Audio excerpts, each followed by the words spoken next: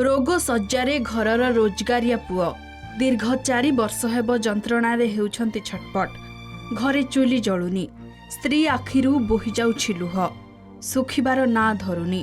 सुंदरगढ़ जिला बालीशंकरा ब्लॉक बिजागड़ सापड़ार हेमंत कुमार सा गछरु पड़ी गुरुतर हेबा परी घरे जहा थिला बिकी भांगी परिवार लोके चिकित्सारे खर्च कले, तथापि सुफल मिलिला नाही। शेषकु 1.5 एकर जमी बंधा पड़िला। सबु सरीगला सिना हेमंत किंतु सज्जारू उठी पारु नाहंती।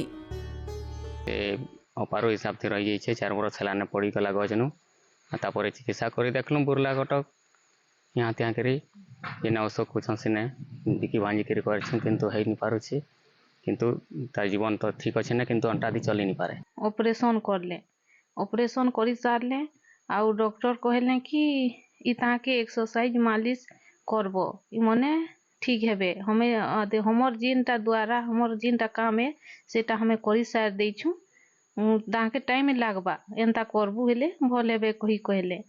बेट नहीं मिलला बोले आजास करनु मासे 1.5 मास केते आजास करनु और पैसा लगी असुविधा लगी हमें फिर जाई नहीं पारलु किंतु रखी देते से ने मते बेट उठे देई करी बेले हमें मुई किछि भल हे जीथि।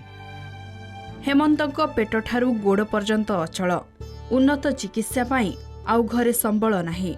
भाग्यकु आदरी से घरे पड़ी रहिछंती। हेमंतक संपर्क रे जानिबा परे सीडीएमओ कहिछंती जहाँ भी समस्या अछि निश्चय दृष्टि दिया जिवो। मोर भाई है सेटा 4 वर्ष है जे गच रु पड़ला जे से अपारी छई पड़ी रही छे वर्तमान पर्यंत से खटेर पड़ी रही छे। केते सुंदरगढ़ निया गला बुरला नहीं करा सेठानु ही फेरे आनी छु।